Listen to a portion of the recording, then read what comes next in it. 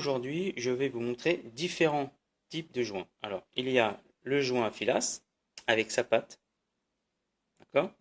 Le joint téflon et les joints type à fibre ou en caoutchouc. Il y en a d'autres, hein, donc les joints, j'appellerais ça des joints classiques, d'accord? Chaque type de joint correspond à un type bien précis de raccord. Par exemple, si je vous montre ceci, ce sont des raccords droits de 2 pièces. Voilà, c'est ce qu'on trouve souvent dans la plomberie, en eau. Si j'utilise le joint filasse, ça ne va pas du tout aller, ni même avec le joint téflon. Pourquoi? Pour la simple raison, c'est que si je vais prendre un autre raccord,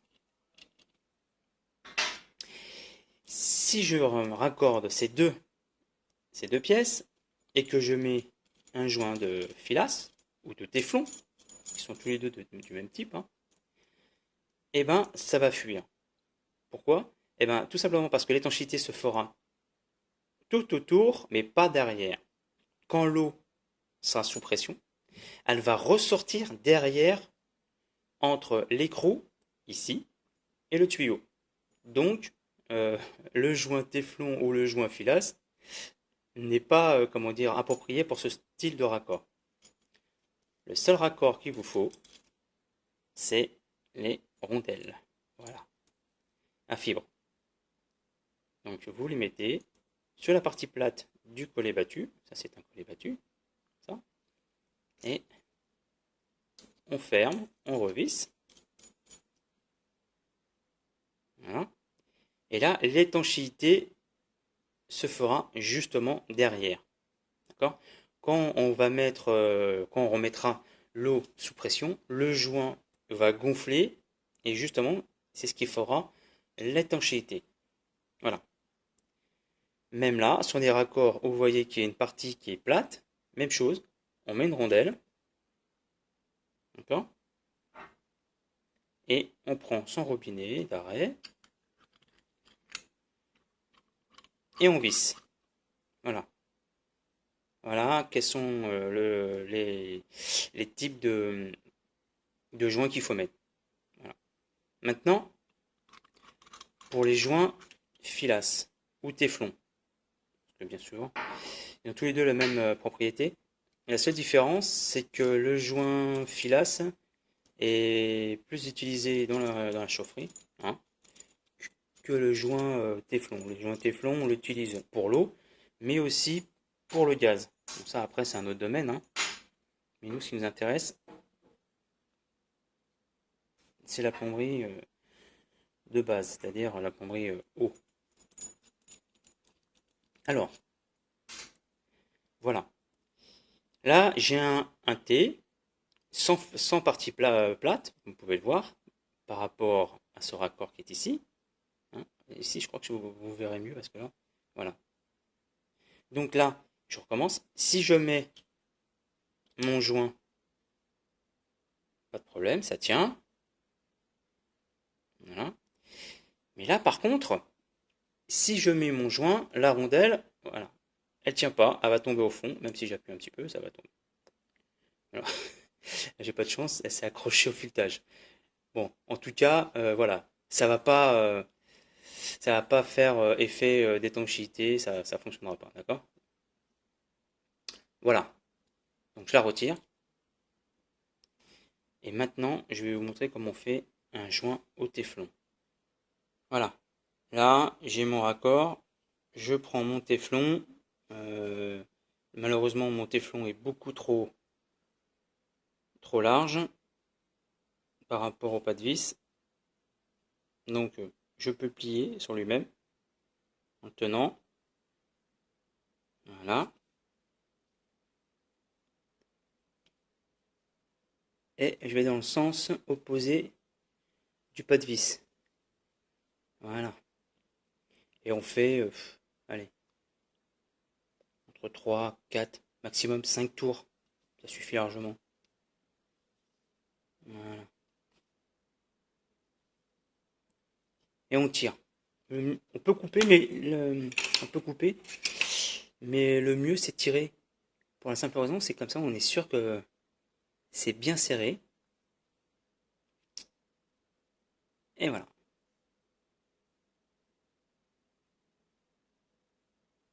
Maintenant, je vais visser directement mon raccord.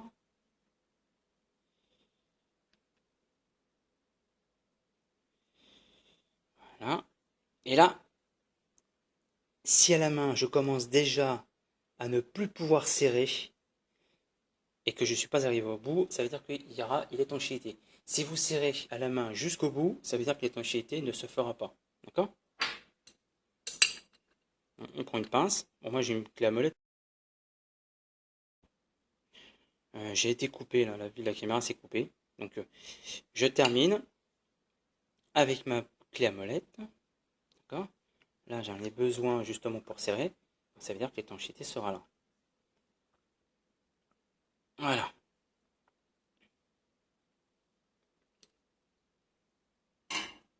Et là, le raccord est étanche. Complètement étanche.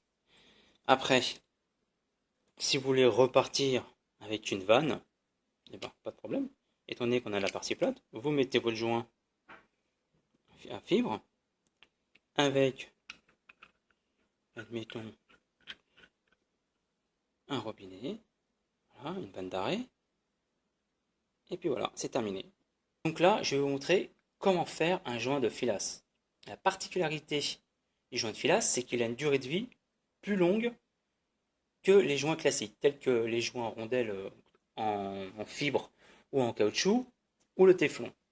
Alors, pour le joint de filasse, il nous faut bien évidemment de la filasse, de la pâte, et bien sûr, des raccords. Alors, pour que le joint de filasse puisse tenir, il faut absolument rayer les pas de vis. Car si vous faites ça sans le rayer, quand vous allez serrer, la filasse va glisser et il n'y aura pas d'étanchéité. Alors, pour rayer le pas de vis, il y a plusieurs façons de faire.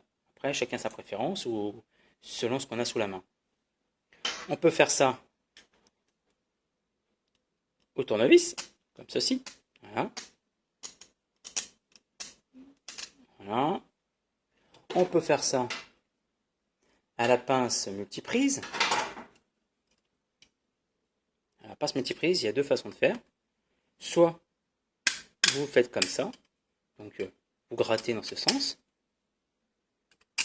Voilà. Bon, encore une fois. Et sinon, il y a l'autre technique à la pince.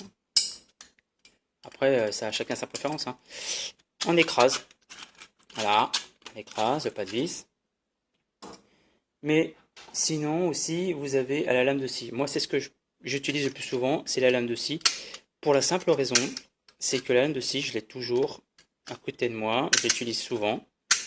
Donc, pour moi, c'est ce qui est le plus pratique. Maintenant, il y en a qui préfèrent la pince, d'autres le tournevis. Moi, je prends ce que j'ai. Je trouve que ça revient au même. Hein. À partir du moment que c'est rayé, c'est ça ce qui est le plus important. Alors, pour la filasse, il nous faut juste un brin. Je pose ça ici. Un brin de filasse, comme ça. Propre, c'est possible. Hein. Si ça sort de l'emballage, normalement c'est tout propre. Et la filasse, on la met, même pour le joint de téflon, hein, c'est exactement la même chose, dans le sens inverse du pas de vis. Alors, si vous en avez trop comme moi, ce que vous faites, eh ben, vous me faites déborder sur les côtés. Hein. Voilà. Et on part du haut. Voilà, on part du haut, comme ça. Et je fais attention que vous puissiez bien voir correctement. Et on fait le tour en descendant. Voilà. Et je descends. Comme ça. On n'a pas besoin d'en mettre beaucoup non plus. Et je remonte. Voilà. Un peu beaucoup là, je vais retirer. Voilà. Maintenant que j'ai mis ma filasse, je maintiens les deux extrémités, parce que moi, j'ai des bras qui sont vraiment beaucoup trop longs, mais c'est pas grave. Ce que je vais faire, je vais mettre de la pâte.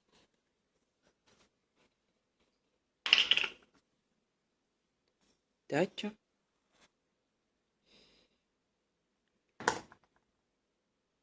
Et je fais le tour. C'est ce qui va permettre au raccord de glisser sur la filasse.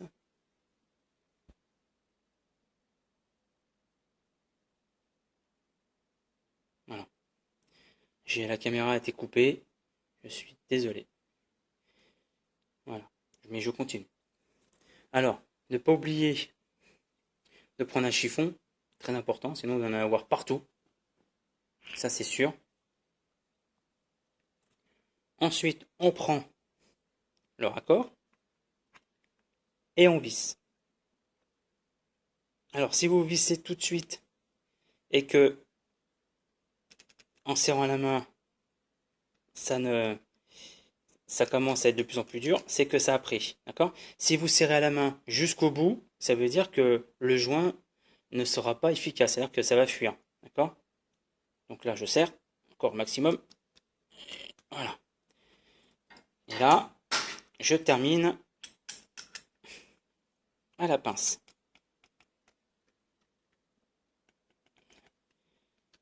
Voilà.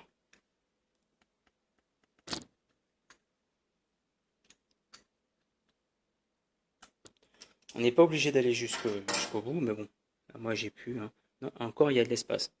Bon, c'est pas la peine d'aller plus loin. Le joint là, il est efficace et opérationnel. Alors pour couper, vous pouvez prendre soit un cutter, soit une lame de scie comme moi, ou sinon, vous pouvez faire ça au briquet. Au briquet, il faut faire attention parce que quand même, ça s'enflamme vite. Hein.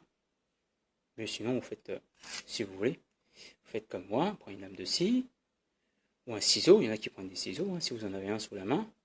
Voilà.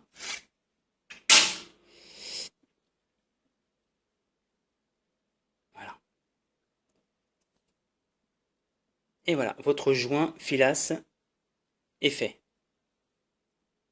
Bon, on va essuyer un petit peu avec le chiffon pour que ça soit propre quand même.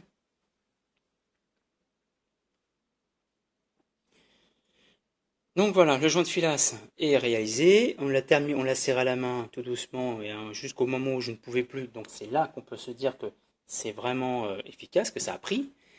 J'ai terminé à la pince. On n'a pas besoin d'aller non plus jusqu'au bout, ça ne sert strictement à rien. Le principal, c'est que ce soit étanche. Là, j'ai coupé l'excédent à la lame de scie, mais on peut le faire aussi au cutter.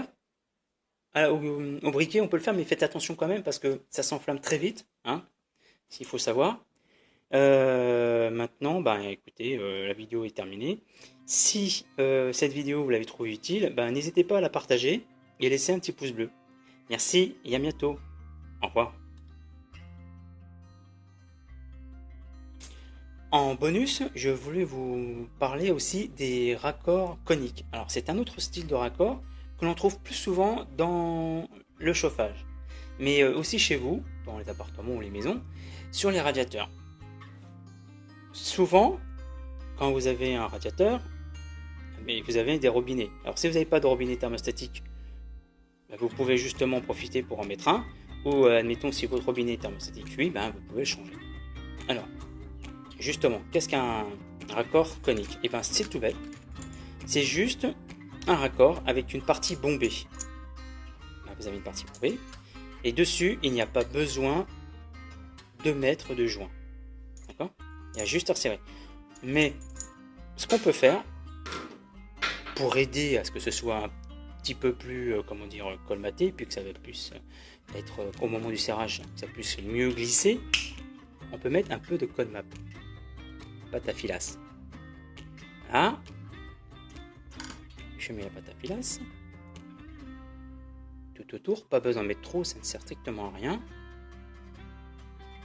Voilà. Le petit chiffon pour essuyer les mains, quand même. Pas s'en mettre partout non plus.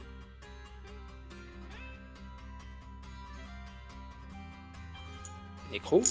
Alors cette partie qui est ici, c'est la partie qui se retrouve sur le radiateur. D'accord? Donc vous avez votre radiateur ici.